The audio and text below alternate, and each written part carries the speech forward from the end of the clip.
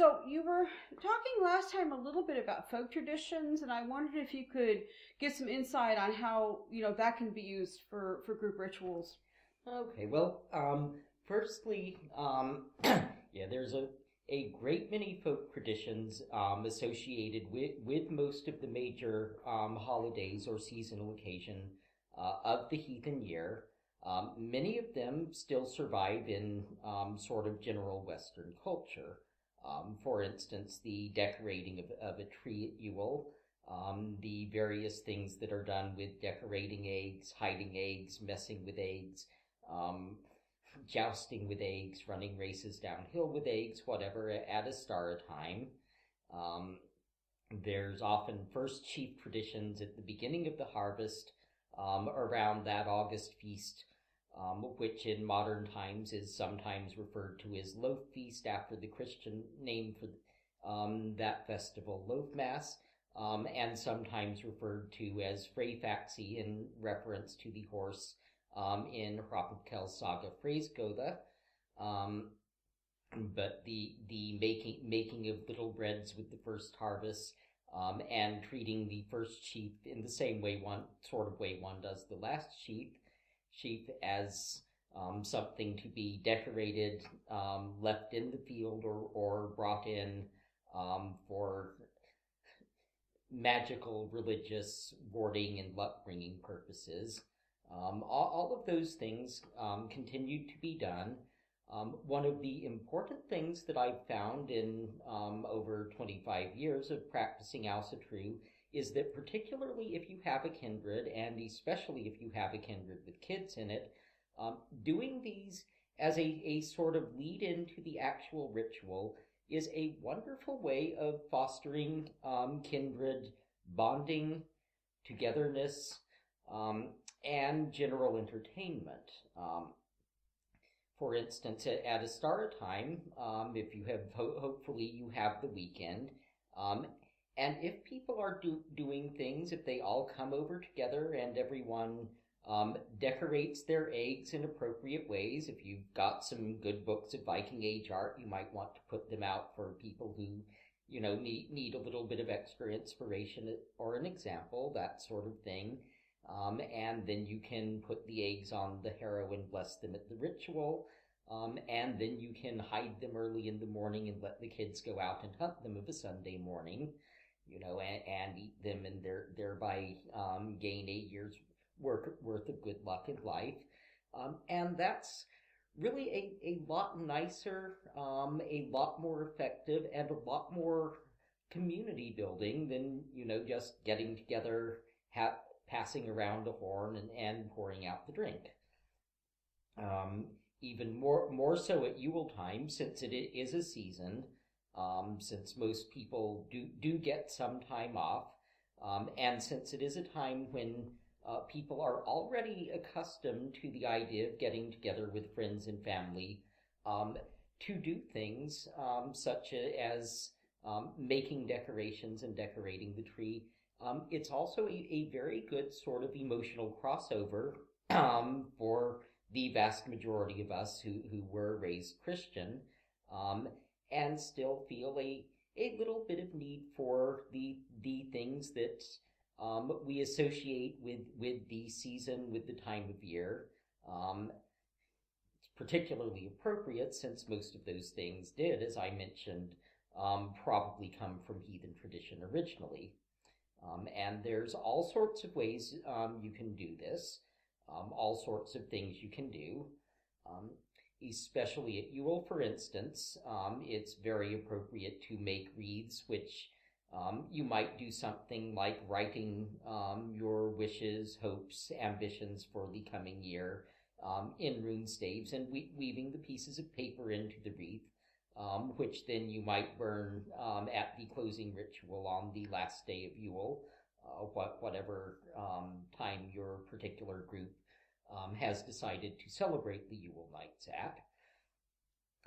Or alternatively, putting small symbolic items into boats and hanging them on trees, indoors or outdoors, for the gods.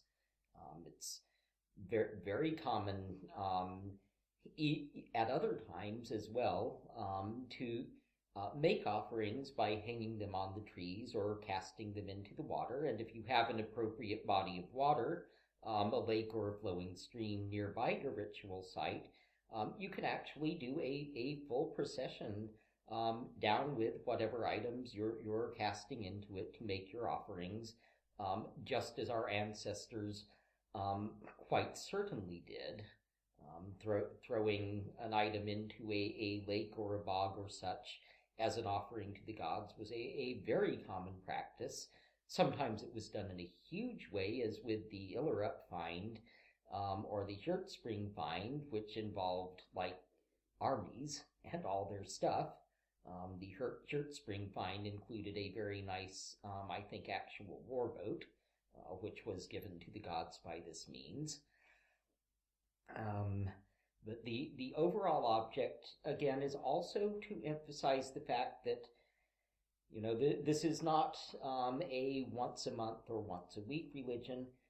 This is something that's a way of life, and hopefully your circumstances allow the opportunity to build and to bond a religious community.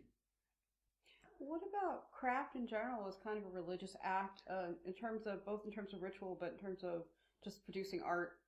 Very much so. Our forebears were great crafters in all sorts of ways, and most kind of crafts had some degree of magical or magico-religious function with them as well.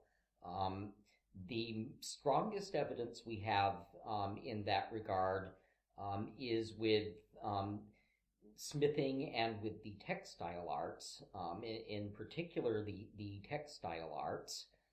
And there is this huge thing going with the idea that male might was most often expressed through war, through fighting, whereas female might, female authority, was most often expressed through the textile crafts. And when you think of the fact that one was largely dependent on the female half of the community for, like, clothes, which are very important if you live in Northern Europe, you can see how this came to be viewed as a source of power. It was already a huge source of social power, and that sort of thing tends to be reflected in the other worlds as well. It's also, again, a wonderful means of community building to get together once a week or so, whether it's, everyone learning and working on the same type of project, or different people doing different things, maybe one person spinning, one person's whittling, what have you.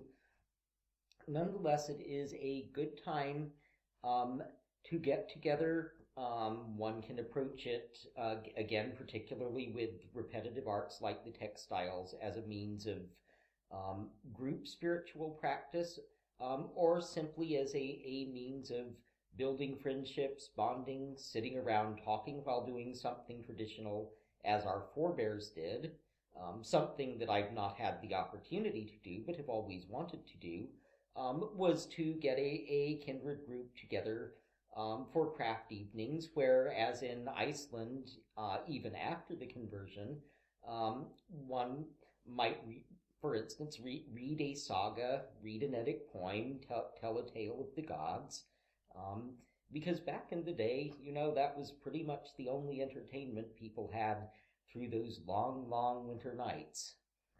And it is a splendid way to get to know each other. Another thing, and again, this takes us back to the concept of rituals and ritual gear, is to communally work on things like harrow furnishings or banners. I haven't mentioned banners, but they were quite important to our folk. The best known example of a magical or magico-religious banner is, of course, the Raven banner of Jarl Sigurdur of Orkney,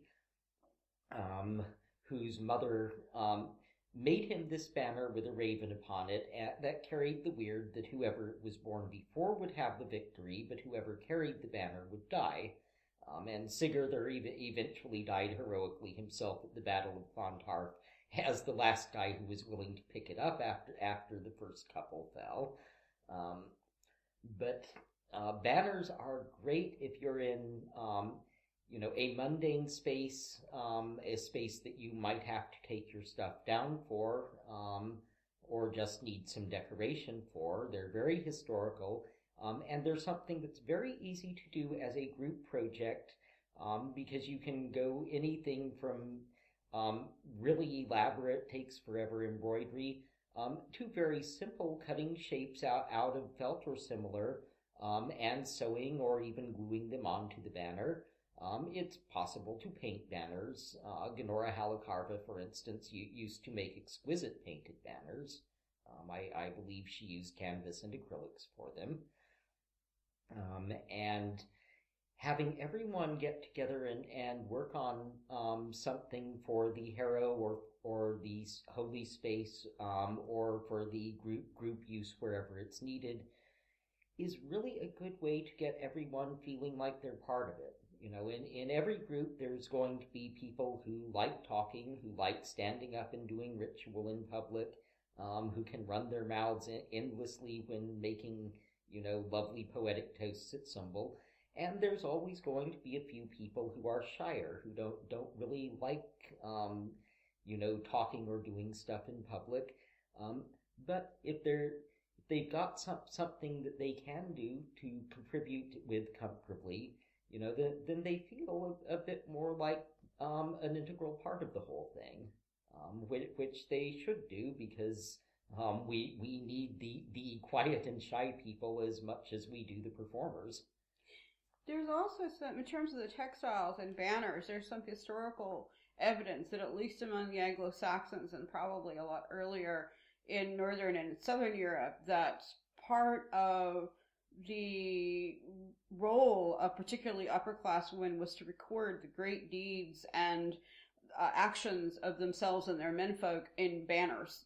So this became like the family banner, and there is evidence that one of the last surviving of these would be the Great Bayeux Tapestry, which of course records the invasion of England from the Norman viewpoint, but it was very much in that same style. It was done mostly by royal ladies recording these great deeds. And so having a banners is just, the other thing is the very first Ossetru Norse group I was in, which was Rofnir, one of the first things we did was make a bunch of standing banners. And it was amazing how that could transfer a space by just putting the banners up. It became like a different room. Yeah, exactly. We know that it was often enough the practice to paint the inside of one's house with murals, I suppose would be the best word, showing the deeds of the gods. And in fact, the poem Hustraupa is a poem based on somebody's particularly nice house paintings of this type. Now, unless you own your own house and are planning to stay in it the rest of your life, painting the walls is probably not such a practical idea. But a series of banners would have the same effect. And was also done. And was also done. Banners were important. They were important in battle. As Melodi says, banners and tapestries were also important to record things. There's been a lot of speculation about what precisely the Oseberg tapestry is showing. One of the main theories is that it represents the deeds, possibly the crowning, of one of the more recent Norwegian kings. Having looked at the Oseberg tapestry not as an expert, but as a textile worker, I have to also say that it is obviously the story of something. We may not be able to tell what it is, but it gives you this amazing snapshot of what, for example, people were wearing, at least at court, one winter, because you can tell it's winter by what people are wearing in that particular time period, and they're all doing something, and there's like a battle, so you learn a little bit about what battles look like. We don't know if it's a real battle or a ritual one, but you can tell that, and you can get some idea of, women's and men's fashion, and just all kinds of things, just from, so that they managed to record that. That has come down to us. Yeah, and that is our best record of probably a ritual procession. We see the people in masks. There's one female figure wearing a boar's mask and holding a shield. I believe they're actually maybe male figures with the wolf skin or such, probably. I found one male figure that looked to be wearing a kilt, and that was the only one that I found, but I haven't done an extensive study. The other really interesting things in terms of telling a religious tale or bringing things in that regard is there's a very large female figure over the battlefield, and she's wearing a skirt and a blouse, which none of the other women are wearing, and from what archaeological evidence we have, was not being worn at the time. We don't have a lot, so we can't be sure, but we do know that hundreds of years before, women in Scandinavia were wearing skirts and tops. So the question then becomes, is she a goddess figure? Why would we say that, or at least a divine ancestress? Because very often in religion across the world, ancestors or gods or goddesses wear archaic clothing. So it's one of those little things, you can't prove it, but it's like if they were trying to tell us something, it's like one more little piece. So you can also think of it in terms of, what would if I'm making a banner that's like the story of my kindred or the story of my family, what would I want someone 1,000 years from now to see and try to get them the message just through a picture? And I think that's a really cool way of looking at it, is you're making not only things from the past, but you're making things for the future, as well as decorating your space and creating it as a separate area. Yes, and again, this is something even little kids can take part in. Yes. Or they can be encouraged to make their own banners, with felt and paste. Maybe temporary banners with construction paper, as we all learned to do when we were very small in primary school. It's actually a great way to also get kids really familiar with the tales, getting them to illustrate them. And it can be amazing how much little children can do. We tend to forget that in our society until you just let them loose with, safe items to construct things with. So is there any other crafts you can think of that people could do together? As far as communal crafts go, of course, some crafts are not so easy to do communally. Smithing obviously is kind of a one or two person deal. Wood carving is a very good craft, possibly not so much for people working together unless it's a large item that you're planning to piece everyone's contributions together at the end. But it's a wonderful thing to occupy your hands and kind of keep your awareness on the gods, the culture, what have you. Again, while you're sitting about, maybe listening to someone read a saga or Eddic poem, maybe just talking, getting to know your kindred. Of course, wood carving was one of the things in which we always excelled the most highly, as contrasted to Southerners like Romans and Greeks. Scandinavia was very much a wood culture rather than a stone culture, and if one would be hard put to find any art as fine as, for instance, some of the carvings from the Oseberg find. That was the equivalent and even surpassed a great deal of what was going on elsewhere in Europe at the time. I've seen there's a elderly man who's a doctor, which is why he keeps getting on History Channel. But he lives in Colorado, but he's originally, I think, from Norway. And in his retirement, he's been doing his entire house in these amazing Scandinavian carvings. And whenever I see it, I keep thinking, I wonder if that's what a lot of hosts and houses look like. I would bet you anything, because it was something that you could do just sitting by the fire during those long winter nights. And as I said, it was probably one of the 2 or 3 arts in which we excelled most highly, the other 2 being jewelry making at which we were so accomplished that even with modern tools, it's almost impossible to recreate some of the pieces, and poetry. And I add that we had the best developed and most complex poetic forms in Northern Europe at the time during the Viking Age. In fact, it didn't cut it just to be good with a sword if you were a guy. If you really wanted to impress people, get a girl or whatever, you also needed to be a good poet or you were pretty much out of luck. Actually, that's another thing that occurs to me. It goes along with ritual, although it doesn't have to be part of ritual, but it can be. Now it's game playing and riddle saying. Yes, the Anglo-Saxons loved riddles, as did the Vikings. In fact, even Odin, stepped in as a ringer for a riddle contest into which one of his worshippers had been drawn, in Heathen's saga. And this would probably be something that you would do maybe during the feast time period. You could set up Nephitophel boards or chess even.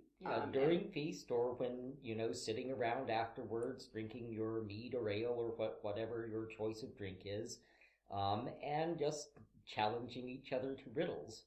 Poetry challenges were also popular, and there's a splendid bit in Orkney Inga saga where one man challenges another at a feast to make a poem based on the tapestry showing a figure of a warrior that was on the wall behind them, and the second man was challenged to make a poem of the same length and style in the same length of time that the first one took without using any of the words the first one had used. So we are talking people who were very, very good at this, who took this skill very, very seriously. And again, there's also another example of the importance of tapestries and banners in decoration as well. Yeah, and then the fact that it was a warrior, that's very much it's a recording of something that people at the time, probably for several hundred years, would still know what it was about. Yes, there's references in the sagas, particularly to women weaving or embroidering tapestries showing the deeds of various heroes. And it's interesting because you mentioned earlier in the Bronze Age that Greek colony, because it's hard to tell which way anything goes. We could have been the influence, but in the saga of Troy, there is that same motif of the women of Troy on both sides, actually, in Greece and in Troy, making the banners, embroidering or weaving mostly, the banners showing the great deeds of their husbands and their friends and their lovers and the battles and things to make a historical record. Yeah, I mean, there could have been direct influence or it could have been a common Indo-European thing. That would also not surprise me. Yeah, you're saying it may have come from some other central source. Yeah. Spread out. Yeah, I think that's actually more likely because you get it all over the Greek world, and possibly we're not sure about the Minoan because we know the paintings. We haven't seen, none of the tapestries have come down, but they were certainly doing it in Troy, and they're certainly doing it in the Norse and Germanic periods all through. But again, so I would think of it in terms of memories, creating memory. Yes, and another good thing for kind of communal stuff is actually cooking together for feasts. I was going to ask about that next. What would you suggest are good things to cook for a feast? Okay, well, the most traditional religious food was, as described in the saga of Håkon the Good, horse meat seethed in a cauldron, and the seething seems to have been important. There's a number of references to the magical use of seething stuff of various natures in cauldron, and again, actually, that's another example of steam being used for magical, at least, if not religious purposes. I was going to say, are you saying steaming or seething? I was saying seething, but it also goes into the steam from what you seethe. So, can you explain for those who don't cook as much, what does that mean? Okay, seething basically is boiling. Okay. They were boiling big joints of meat in a cauldron, far as we can tell. Right. And again, this is how the pork in Balhut is also served up. And when I say steaming, I'm talking about the idea that the power was that there was power conveyed in the steam from something special being seethed. And we see this several times in the sagas as a magical practice. In a religious sense, the only direct reference to the steam, I believe, is again Haukon's Saga the Good, that same feast with the hammer signing, and Haukon doesn't want to eat the horse meat because it's heathen, and later laws in Scandinavia after the conversion actually restricted or forbade the use of horse meat because it was so heathen, which is probably the origin of the English-speaking taboo against eating horse to this day. But anyway, the compromise, which makes absolutely no one happy, is that Haukon sort of gapes his mouth over the spoon to breathe in a bit of the steam. He doesn't like it because it's still, too heathen for him, and his jarls don't much like it because he should be just chowing down on the stuff. But everyone got through the night, and there were no major repercussions, so diplomacy, art of leaving everyone dissatisfied. I want to take a quick note here, because this came up on an Odds True list recently, where the great big, I don't know really how big they are, but the shall we say the male members of the list were talking about how plain and simple Viking food had to be, all that boiled pig and boiled horse meat. And several of us who actually cook both male and female sort of said, you do realize that there's a lot more to doing that than just you don't just chuck the pig into rapidly boiling water and skin on and all and walk away and leave it for 5 hours. There's an art to this, and you can actually do all kinds of complex flavors, even with very simple things like onions and garlic and some dried herbs you've saved from the summer, even if it's Yule. And they were just all kind of, So I want to get across that even though we're talking about big vats of boiling meat or simmering meat, which is actually done at probably at a lower temperature, it's still, there is a lot of leeway there for really nice cooking. We're not just talking about big slabs of horrible stuff, which was what these guys were thinking they had to make for their Ossitur feast. Yeah. Also, the seething does seem to have a particular ritual importance, but we know that a lot of feasts also involved pit roasting in particular. Pit roasting was very popular. Stews of various sorts were pretty popular. They had a huge range of herbs that were almost certainly used for flavoring. The most important vegetable to the Norse consciousness is, of course, the leek. Now, you can do a lot of things with leeks.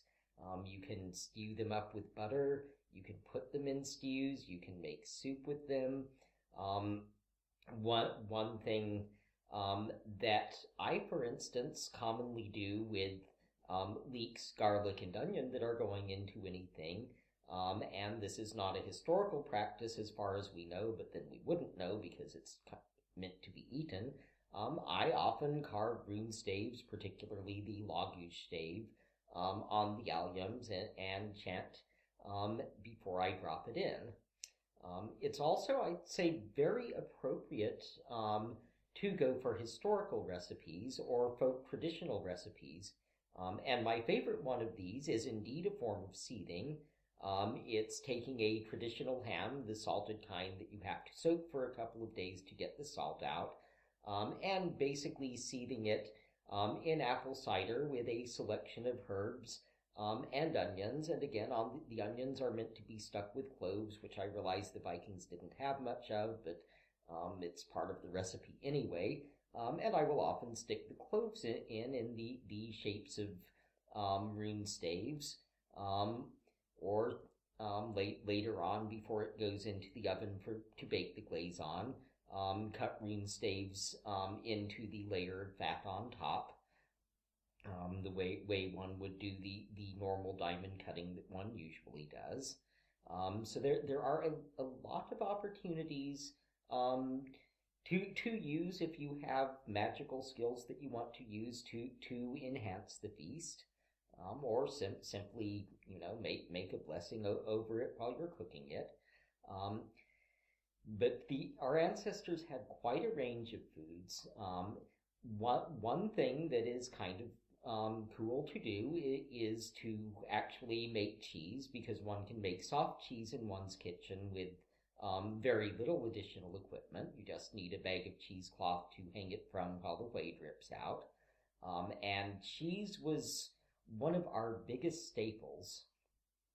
In fact, one of the big causes of the issues between Gunnar of Flytherind and his horrible wife Hallgerður was that Hallgerður was a rotten household manager and ended up sending her thrall over to steal cheeses out of the neighbor's larder, which was a huge offense and embarrassment.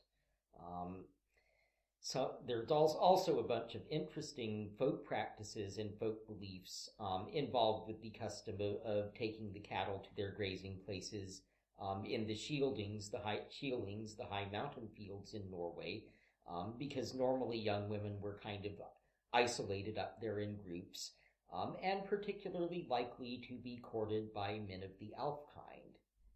At least that was their story when they turned up pregnant, and they stuck to it. But the idea that young people isolated in single-sex groups like that were closer to the other world, were more vulnerable to otherworldly encounters, was a fairly significant one, but also emphasizes just how deep and how important the focus on dairy products was in Scandinavia. Well, the thing about cheese is that it's the way to preserve milk. Exactly, and this was you had this fairly brief period when the grass was rich. You have the Icelandic name for May of three milky, the time when a cow can be milked 3 times in a day, and you had to put that stuff up and preserve it to get you through the winter. And soft cheese, you really need to be able to make. I mean, you can make soft cheese really with nothing, but it turns out a bit better if you take some milk, warm it up, and you put either lemon juice or vinegar in it. You'll get more consistency than if you just let it sour. But on a hot day in Scandinavia, your milk's going to go off sometimes by 1 o'clock in the afternoon. But if you make it into cheese, then it becomes soft cheese is an edible product. You can then take the soft cheese and make hard cheese, but that's a little hard, Yeah. I encourage it as a hobby, but it's the kind of thing that as a group, it might be fun for some people that were interested, particularly people interested in brewing and bread baking might want to pursue and go into buying equipment or something together, but it's not something you can just do easily. Yeah, hard cheese requires a cheese press or a good improvisation equivalent. Yeah. We notice butter is considered particularly important, shows up. Not only is it the base fat for most of the medicinal or magico-medicinal salves that were used among the Anglo-Saxon and probably the Norse, because we have a lot of reference to treatment with herb-infused salves with butter and the like usually. But in folklore, it also shows up as both butter and milk as major offerings to various wights. Already talked in a previous episode about the importance of Tomten getting his butter with his porridge and how narky he gets if someone messes with it. Was often the custom in Sweden. There are these Bronze Age stones which have these series of little depressions, which in Sweden are to this day called alf cups, and often milk would be poured into those as an offering. So basically, if you're trying to look for food to do for sort of feasting or special days and ritual, even really good butter, either homemade or like buying nice organic butter, would be really appropriate. Yes, it would be exceedingly appropriate. So if you look into food, and particularly if you look a bit further into Scandinavian and or Anglo-Saxon and continental herb lore, there are an awful lot of commonly used cooking herbs which were terrifically magically powerful. Caraway, for instance, was used to ward off untoward wights. In Norway, it was used to keep the luck of the bustein, the stone which embodied the luck of the farmstead, from being stolen. You put the bustein in a bed of caraway seeds in a casket or bag or similar. In Germany, it kept your bread from being stolen by woodwives. In our house, it keeps my rye bread from being stolen by my wife. I can't stand caraway. And of course, it is still the primary flavor used in akavit. So very, very, very popular, and a cultural resonance all the way through the worlds. You have been listening to part 1 of Cat's Eye on the Future. We'll return to the show right after these short messages.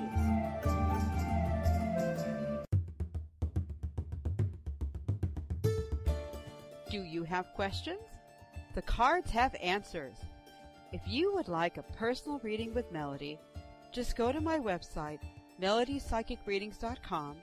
That's Melodi with an I, psychicreadings.com, for information, or email me at melodireader@gmail.com. Readings are available using Skype, phone, email, or even in person if you are lucky to live in Ireland. Why not find out what special messages the cards have just for you and book a private reading today?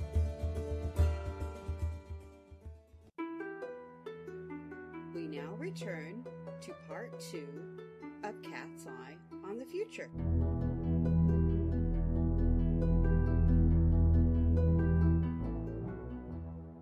But what are some other meats that most people, particularly North America, aren't even going to have access to horse meat, or they're like me? I mean, I will eat the occasional bite-in ritual, but I really don't care for it. It's just... Well, after horse meat, I'd say it's about 50-50 between pork and beef. Sheep was used occasionally. There's some suggestion that one of the Norse sheep words may have come from a root meaning to seethe. Some suggestions that the sheep may, at an earlier point than the Viking Age, have been more ritually significant. But in the Viking Age, it's almost always either pork or cattle. Question: by the Viking Age, is the wool more valuable than it had been in the past? Or do we just not know? In Iceland, it certainly would have been, because, you can raise pigs in Iceland. Ingemundur and Gamli had spectacularly successful with raising pigs. But anyone who has been to Iceland now knows that if you want to eat in Iceland, you'd better like sheep and fish, because that's what there is to eat. The reason I was asking was because generally people eat a lot of the meat of animals that they can, castrate the males and then just eat them because they're extra. But with sheep, when you have a wool production economy, your best wool comes from your castrated male sheep. So you wouldn't necessarily want to eat you wouldn't be eating as many of them. Yeah, no, I'm thinking that I think it's more likely that we tend to see pork and cattle because, well, pigs also were easy to raise. They were left roam in the forest under minimal supervision. And of course they had, that huge amount of cultural religious significance, immense amount. Cattle after horses were probably the most valuable, the most expensive, and so you would see cattle being given by people who were middle class and upward on major occasions. Also, wouldn't you be sort of doing in your excess male cattle once a year, basically? Yeah. Whereas pigs are a little more, they breed more. Yeah, pig would be more available year round. Whereas cattle, unless it were quite a special occasion, or you were in the upper reaches of society and could afford it, it would be something that you would do probably at winter nights. Yeah. So basically, if you don't want to eat pork, you don't want to eat horse meat, or it's not available to you, pork is, I think, what I see the most often at ostrich gatherings. I mean, it's also possible to do vegetarian things. It's just that that's not something our ancestors would have understood a whole lot. They wouldn't have understood the vegetarian concept. It doesn't work in a pre-tech environment in Northern Europe. Now, one food that tends to get ignored because the overall religious cultural references are sketchier is fish. And our ancestors ate a lot of fish. They're very important at feasting. If I recall correctly, in Thrimskvida, One of the things that nearly makes poor old Thrymr suspicious of Freya and her appetite is Thor scarfing down 7 whole salmon at a go. Big fish. Big fish. Big eater there. So there were salmon, cod, of course, and herring were major staples. And it's hard to imagine anywhere within travel distance from the coast in Scandinavia, not including some fish out there on the table. I was going to say, when people think Scandinavian today, even on my knitting list, they think, ski sweaters and lutefisk. And everybody will come up with a lutefisk joke, like the one about how to make lutefisk. Open jar of lutefisk, throw it away, which is a big one going around. Yeah. Horrible stuff. Mainly appropriate for the Feast of Thori in late January, which is a possibly more modern Icelandic thing that mainly consists of looking at the ghastly foods that kept your ancestors alive and thanking the gods you don't have to eat sheep's eyeballs and howcarl anymore. Howcarl is that nasty rotten shark thing they do. Yes, even worse than lutefisk. Yes, I tend to forget about that. I'm glad you brought that up because personally, for personal reasons, I don't eat fish. So, of course, I'm not serving it if I know when cooking, other than maybe putting out some smoked salmon or something. But it would have been a very important traditional part of any meat. Another one I've seen a lot of actually, and works for vegetarians too, is people from Scandinavian families especially used to bring to Rofnir, in a million different versions of this fruit, almost jelly, that didn't have jelly in it, but was cooked. Yeah. Do you know anything about that? It's a real traditional Scandinavian dessert. Well, I remember my housemate making it, and it was his grandmother's recipe or something, which is you took a lot of berries and boiled them for a long time, basically. And it made almost a soup, and it was sometimes served cold and sometimes served hot. No, it's real popular. Fruit soups are also, or used to be I think still are fairly popular in Scandinavia. And again, they can be served cold or hot. And I bet you anything that they go back a long way. In terms of veggie stuff, leeks and onions are up the top of it, and we actually get one description of when a guy's gotten a belly wound, feeding him an onion stew or broth to see if he's going to live, because if the wound after a couple of hours started smelling of onions, that meant the bowel had been perforated and he was probably brown bread. What kinds of grains would be important? Rye is the most fundamental Northern European Scandinavian grain. Our ancestors also had barley, and Freyr's manservant Bigvir, his name actually means barley, which gives you some clue of how significant it was. It was also barley grains were also occasionally used magically, particularly as means of warding and divination. Wheat was less common. It didn't grow quite as well up in the north. So when you see references to people eating white bread or wheat bread, you're generally talking about the upper classes of society. I believe that Father and Mother, the kind of Jarl class in Rigsthula, are described as eating fine wheat bread, whereas the lower classes eat bread, going down to the husky, cracky, manky brown bread of the Thrall family. So barley, wheat, rye, or combinations thereof. Oats weren't used much? Oats were definitely used. I should not have left out oats because they were frequently used, very, very popular indeed. And depending on whose translation one's reading of Harbard's Leoth, Thor's idea of a good breakfast is either herring and goats or herring and oats. The latter is slightly more probable, though, given that he's got the amazing renewing goats of amazingly ever-renewed foodies.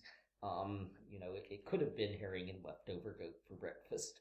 Yeah, well, I recall, I'd have to look it up, but I think in some traditional areas of Scotland, herring and oats are still eaten together. Yeah, well, So, certainly in Scandinavia they are, and yeah. it would be something that I would not be at all surprised to see on my breakfast plate in Scotland either. Yeah, it's just, again, North Americans don't think much of fish for breakfast, but until fairly recently in most of the Isles, they were pretty popular. Yeah, in Scandinavia, you get that nice pickled herring, and you have your breakfast, a few slices of pickled herring and maybe some nice porridge or the like, maybe a bit of smoked salmon. Cheese, of course, can't get by without cheese. Yeah, and going back to dairy products, we forgot, is it skewer? Yes, skewer. Best defined as one of my tutors at Cambridge defined it as a yogurt-like Icelandic milk product, which is a pretty good description. It's a little bit thinner than yogurt. You can eat it or you can drink it. It's normally served with blueberries and sugar, which is really nice. It's otherwise kind of boring. According to A. Scott Grimson, not an appropriate thing to give to your guests at winter night if there's beer to be had. So presumably you might or might not want to serve it to the gods, I would guess. Yeah, I think you would want to. I think this is more the reaction of a big, strong warrior with a great fondness for his booze, reacting to being given a kiddie's milkshake while everyone else is getting the good booze. Actually, I was going to say, because when we lived in Sweden, I remember it being primarily, even in the 20th and 21st centuries, a kind of not a children's drink or adults thing that you might have at breakfast. It'd be like serving instead of beer, a banana milkshake, I think. Yeah. And often served with fruit, and it's become much more popular. I'd never seen it until we were in Sweden, but I gather, now it's everywhere. You can add that and kefir, which is very close. I think kefir is actually maybe Middle Eastern, but it's the same basic idea. It's this fermented milk drink. Fermented, mildly gloppy milk drink. Yeah. So that skyr, yogurt will do, or you can stir some yogurt and milk together for a slightly more skyr-like texture. And if you're serving your fruit soup thing, it's a really nice thing to have with it. Yeah. Now, another thing that is very uniquely Viking and Scandinavian, but isn't seen much in Scandinavia these days, is angelica, which was the other vegetable. You had leeks and you had angelica. And at the right time of year, it was normally it would be grown in the garden, in the herb and veggie garden, which was kind of the woman's seat of power, private place, equivalent of her household office in the home. But also people made a big deal every year in parts of Norway and Iceland in particular of trucking out as a group into the mountains to gather wild angelica, which they would then take home and cook up with butter and eat. You have to get it fairly early on because the leaves get a bit bitter once they've reached a certain size and age. But when it's fresh, it's kind of nice. You boil it up with butter, and you slightly have to like celery to like angelica, but if you have the opportunity to get hold of some fresh, it is a wonderful, very special thing. There's actually an Icelandic folk story about a very, very famous Icelandic witch back in the early medieval period who was holding a Yule feast for a bunch of her friends. And she said, okay, now name something that's out of season that you'd like to eat. And everyone said angelica because there wasn't any fresh going in Iceland at Yule time. And she goes and dives into the lake by her house and comes back out with a load of fresh angelica, which she has presumably brought back from the other world. Oh, that's really cool. So it's got magical properties, too. Yeah, angelica has a huge amount of, magical properties, cultural significance, the whole deal. But before you go making a massive angelica for your feast for the first time... Taste it first. Exactly. It's interesting to modern taste, and one of those things perhaps best used in a small quantity.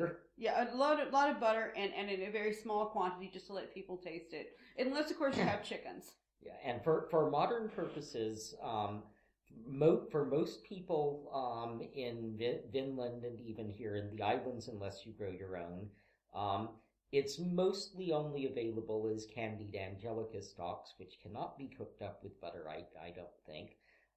But if you're making, special Yule or Ostara or whatever sweeties, baked goods, it's really quite nice, and you can chop it and mix it into your batter or sprinkle it on top decoratively, or whatever you want to do with it.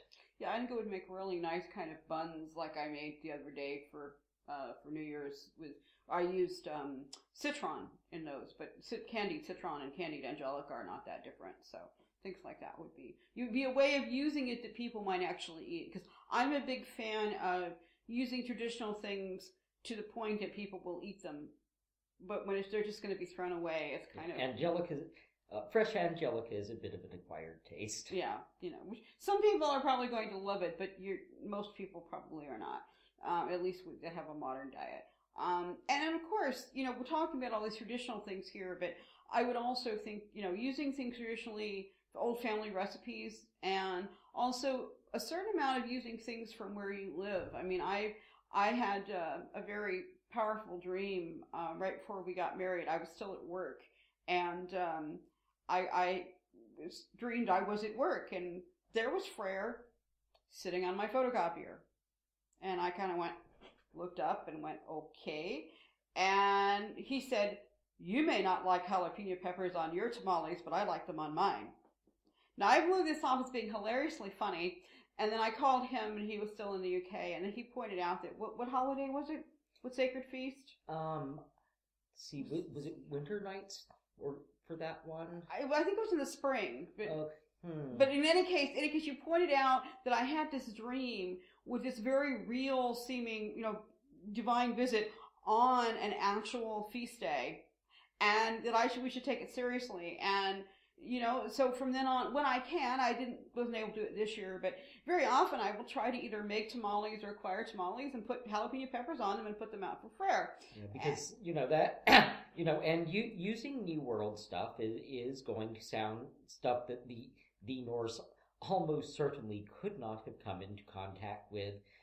That sounds initially strange, especially if you're one of the people that really is making the effort to be as historical as possible, to use the reconstructed things that were known to the Norse as a way of getting in touch with the forebears, and using things like maize, corn, and jalapenos sounds a bit weird. But if you're living in the New World, where the great staples were maize and potatoes, we can take it. I think we generally all accept that our gods are just as mighty in Vinland as they are in Scandinavia or Germany or wherever. And that their blessings on the land, particularly gods like Frere, who is strongly associated with the harvest, is going to be valid where they are. So actually there's a lot to be said by including some of the native staples, whatever they are, where you're located, in your rituals, especially again around the first sheaf, beginning of harvest, and the last sheaf, the end of harvest.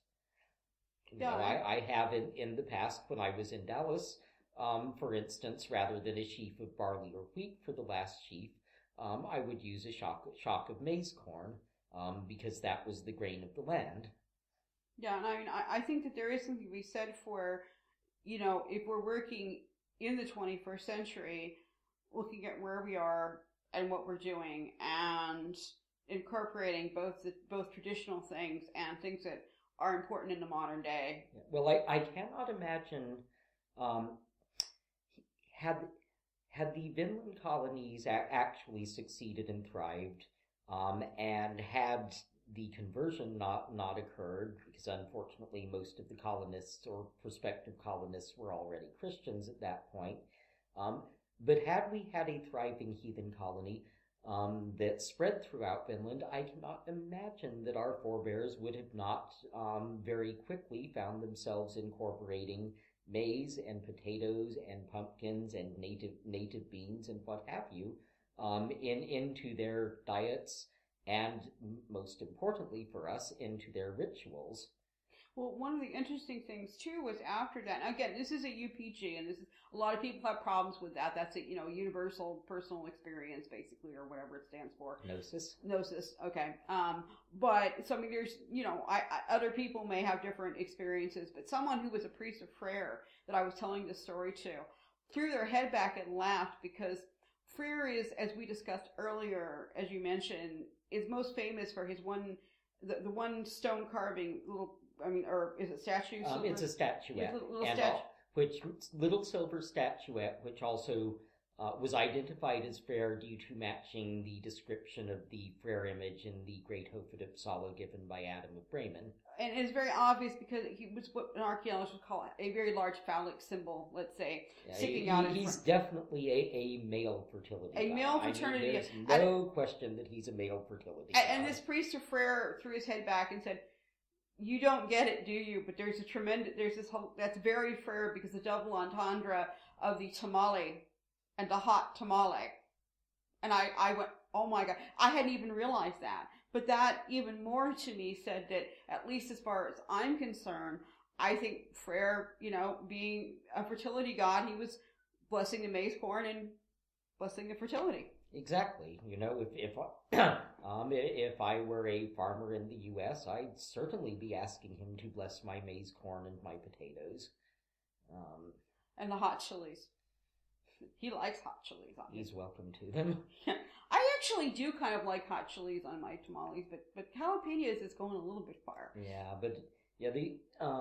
This actually brings me to what I think is one of the most important things to always keep an eye on when trying to figure out how to make something work in the modern world, or what the best thing to do with a ritual and so forth is, which is that, we're not frozen in time. We're not a reenactment organization.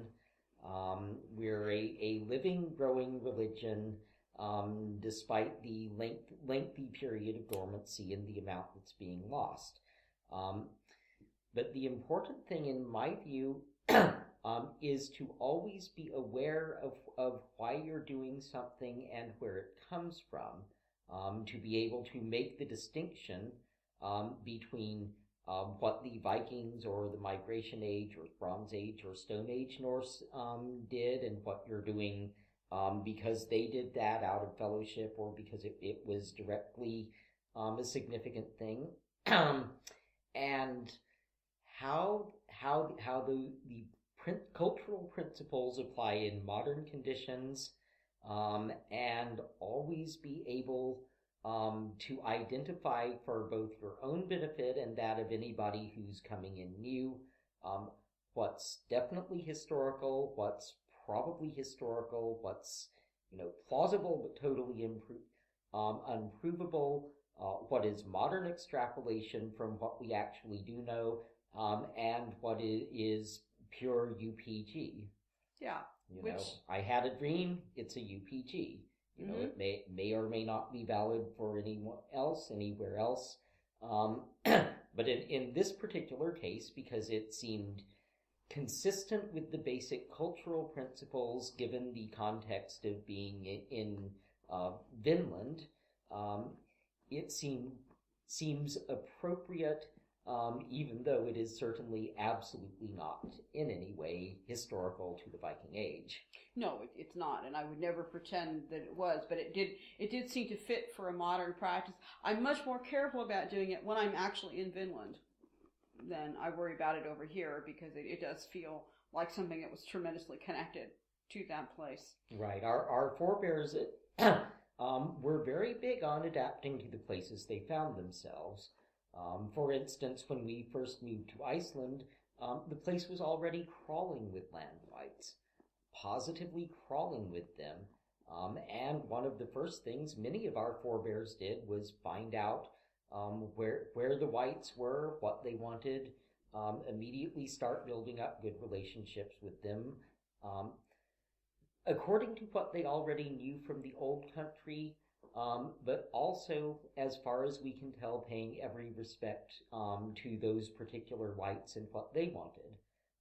The Alfar of Iceland are not quite like the Alfar of continental Scandinavia in some regards. Not hugely different, but you do see every so often little points of difference. Icelandic Alfar, for instance, are unusually fond of the color green. Now, this may be Celtic influence on them from a little bit earlier, or from a little bit later, but that's just the way it is. And if you go to Iceland, you want to have an eye out when people dressed in green start doing odd things. Is green rather rare in Iceland in terms of the natural landscape? I've never been there. So. It's not that rare. Okay. I mean, you've got grass, you've got moss, you've got lichen, you've got birch trees. It's kind of odd, just in that it's an odd color to be identified as supernatural because it's one of the easiest colors to get with dyes, even with what they had available in Iceland. Actually, no, it's difficult to get a good strong green, and green is the color of the fairy in parts of the UK. Yeah, and the green for the Alfar in Iceland, best guess is that there's some Celtic cross-cultural stuff going on there. It's easy to get a kind of dull yellowish green, but to get a bright like Saxon green, you need woad or lichen or some very careful playing with your, especially to have one that holds for any time. Yeah, but the point is that the other world varies a little bit from place to place, and our ancestors, I think, would have told you that it's important to adapt to the whites of the place you're at. For instance, if you're in Vinland, particularly if you're in North America, and honoring the land whites, it would be extremely appropriate to include tobacco in the offering. And actually that came back across the sea from maybe the 17th, 18th century onward. Our native Tomta began to expect his pack of tobacco at New Year's, his pouch of tobacco. So, things gradually change naturally. And it's all part of being a living tradition, as long as you pay attention to what came from where. Otherwise, you end up, I don't know, believing that our ancestors' concept of symbol involved one horn passing around between 150 people. You try telling Scandinavian or Anglo-Saxon warriors that they've got to stand there and be quiet for an hour and a half while everyone gets one drink. I think that's very much a case of something is developed that works for one group, and then it becomes morphs into something that, as things get bigger, it doesn't change. And I remember one ritual at a very large gathering where it was supposed to go around 3 times, as it often does. And after the first one took like an hour and a half, and people were starting to leave. It was very hot, and we were all just like, get it over with, please. And most people weren't saying very much. It just takes a long time for 90 people to pass a horn around. Yeah, so, we learn, we grow, we recover as much as we possibly can. We try to keep our further growth at least within the bounds of cultural context, so that we don't end up, way out in la la land. So, basically what you're saying is, we study the past and we learn what most likely they either did or could have done, and then when we incorporate new things, we look in the light of, is this something they would understand? Exactly. And we always remember to document the difference between historical, maybe historical, and this is what we do now, and this is why we do it this way. Exactly. Well, but I think this has been a really, really great interview. I want to really thank you for being here this evening, and I look forward to having you again soon. Okay, and if you don't mind my saying so, for those of you who have been out there listening to us and following us, if you have ideas for further things you'd like me to talk about when I reappear here, as I undoubtedly will, send them in to Melodi. Yes, you can. And I'll think about them. You can send them in to either get a hold of me on Facebook, where we have the Cat's Eye Radio Show pages, or you can just write me at Melodi Reader. That's MELODI READER @gmail.com, and I'll make sure that all the mail gets to Gefildoffer. Because I do think we're going to start doing this with other guests as well. We regular guests, we'd like to get questions, and we can't promise to answer all of them, but we'd love to do some shows around some of your questions.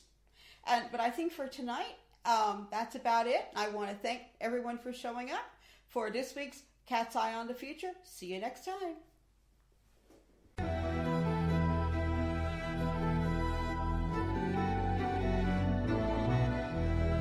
You have been listening to Cat's Eye on the Future, the show where we take a look at what's coming up in your world and your future.